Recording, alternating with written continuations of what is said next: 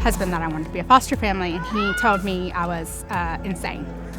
And so, but it was something just really on my heart, and I prayed about it for a long time, and eventually he just said, okay, I support you in whatever you do, and I'll do it with you. I was very hesitant in the beginning, and then it changed for me very fast. Like you said, whenever it was within the week of getting our first child, it jumped. I mean, I had to learn really fast, and it was a blessing to me in that aspect of everything that I've gone through in my life, and I wouldn't want it any other way. There are so many children in the system, so many children through AGAPE, so many children that just need to be shown what love is, what unconditional love is. And, sometimes it's through the obedience of families just for a short time to take in a child for God to be able to unfold the rest of their story. Who are the vulnerable in your community? Who are the vulnerable in your society? And I think at AGAPE, what we wanted to look at, who are those vulnerable people? There is no question children in foster care are vulnerable. As a foster parent, I get to teach parents how to attach with the kids that they serve.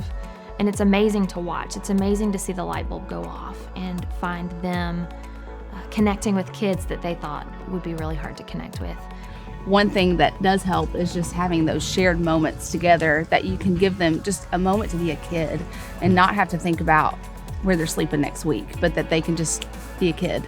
Foster care is for everyone, but it's not always about being a foster parent. It's about supporting foster parents too. If somebody's looking to foster and say maybe adoption isn't where we are, that is not a less than step. That is a season for that child or those children to experience love, and permanency is maybe that next step or a couple seasons away.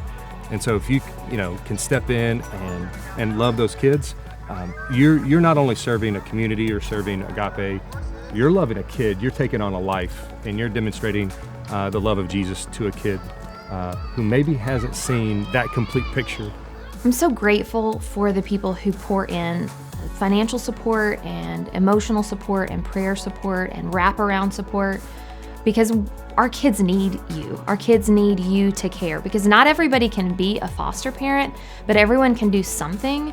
That may mean that you are able to write that check that funds the adoption, or you write that check that funds a staff member. But it also might mean that you're writing notes of encouragement, or you're praying for our kids and for our families and for our staff to do this hard but beautiful work.